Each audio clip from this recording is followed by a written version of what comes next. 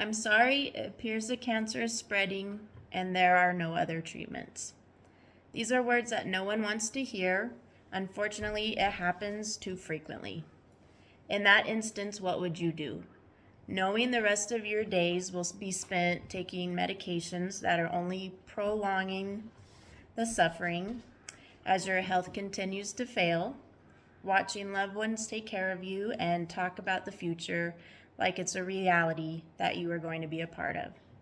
Would you ever consider alternative options? For some, death with dignity is an option worth researching, while others are very opposed to the idea. I'm going to tell you what death with dignity is, some reasons why people are in favor of it, and some reasons why people are against it.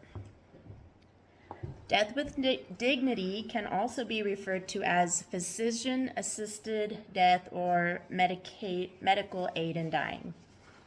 Some states and countries, it is a law or an act that is passed, and it allows terminally ill patients the right to self-administer a lethal medication. This in turn speeds up the process of death.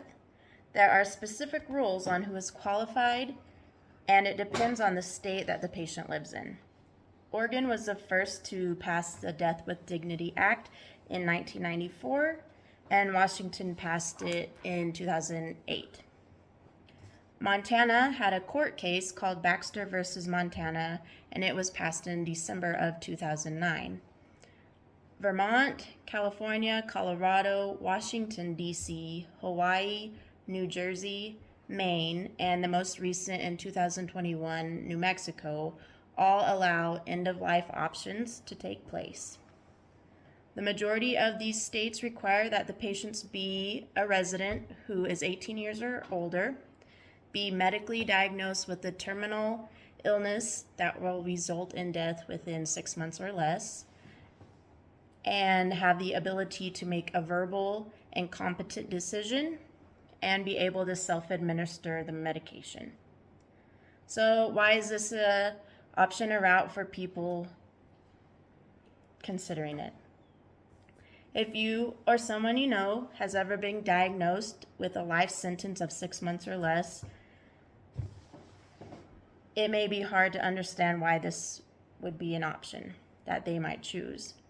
So for a minute, let's pretend what it might look like. If you were the sickest you've ever been and it was never going to get better, would you want to suffer?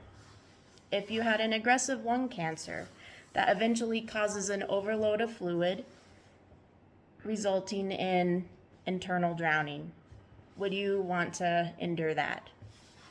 Another argument can be the increasing cost of continued health care for yourself or the people taking care of you. Hospice care and palliative care has been the standard for a long time, but it can cause financial burdens for the family. Some patients may also feel stressed for putting their caretakers through the emotional process of watching them wither away for months.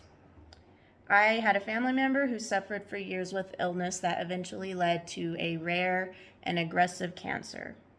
From his diagnosis in August, he slowly went downhill and was put on hospice care in October.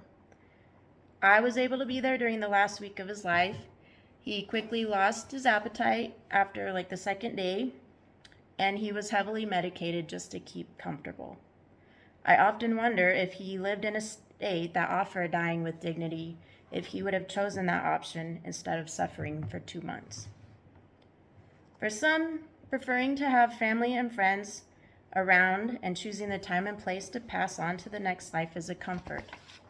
However, some people believe this is an ethical and religious issue and should not be allowed. Dying with dignity is an issue to some because they think it's physician-assisted suicide.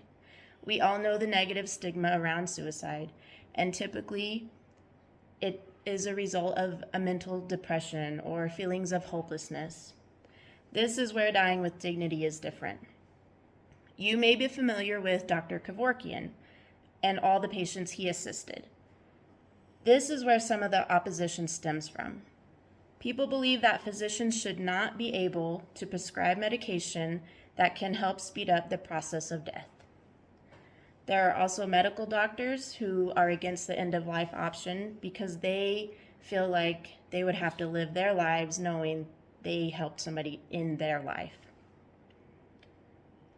The religious argument is that we as humans should not have the right to take a life that was given to us from God or another higher power. Another concern is the idea of patients being coerced by family members due to lack of financial means. The emotional aspect to dying is another dilemma. Knowing that a loved one is going to die, we tend to want to spend as much time as we can with him. As you can see, there are two sides to this highly debatable situation. Death with dignity may be a new term to some or something you have heard before. It is not an option for just any end-of-life circumstance and has specific rules and guidelines depending on the state you live in. When faced with a terminal illness that will cause pain, suffering, there should be more options on when and where you take your final breath. Unfortunately, there will always be backlash or questions to be answered in regard to the ethical and religious aspects of dying.